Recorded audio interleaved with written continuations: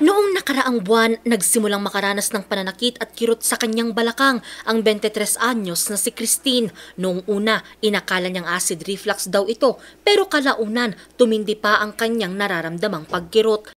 Before, nasakit po siya once a week hanggang sa nag-lie low po. Tapos, ayun, this year po, siguro mga twice a week pa lang sumasakit.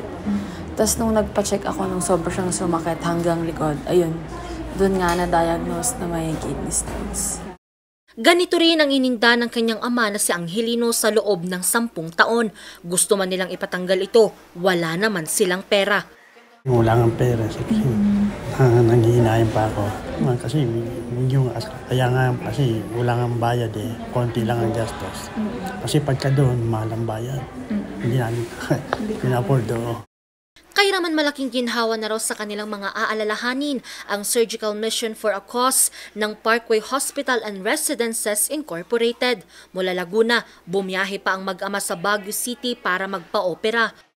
As part of the anniversary ng Parkway Hospital and Philippine College of Surgeons National, ito po yung surgery of a cause, nagkikater kami sa mga outpatient surgeries, particularly mga breast mass, gallbladder stones o bato sa abdo, para makatulong particularly sa mga patients dito sa Cordillera.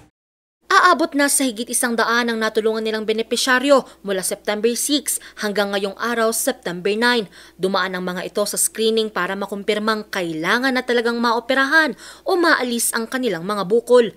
Marami na po tayong nagawang mga operasyon sa mga bato sa abdo, mga breast mass din po, mga luslos. Sobrang importante po nito, lalo na sa mga taong hindi nga po afford yung ganito. Sa mga, ayun po, sa hindi kayang magpa-check up or magpagamot. Tulad nga yan, libre. Siyempre, katulad yung mga ibang hindi kayang afford yung operasyon kasi yun ang inihintay nila para makapag-sabi sila o mapa-operahan.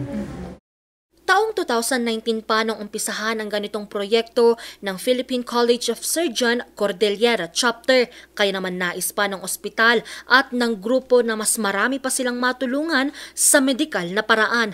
Meron rin po kami ngayong bloodletting, okay, para sa mga pwede hong mag-donate or gusto mag-donate ho ng dugo.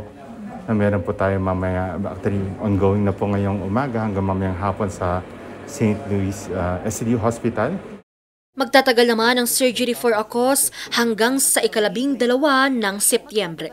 Angel Arquero, RNG News.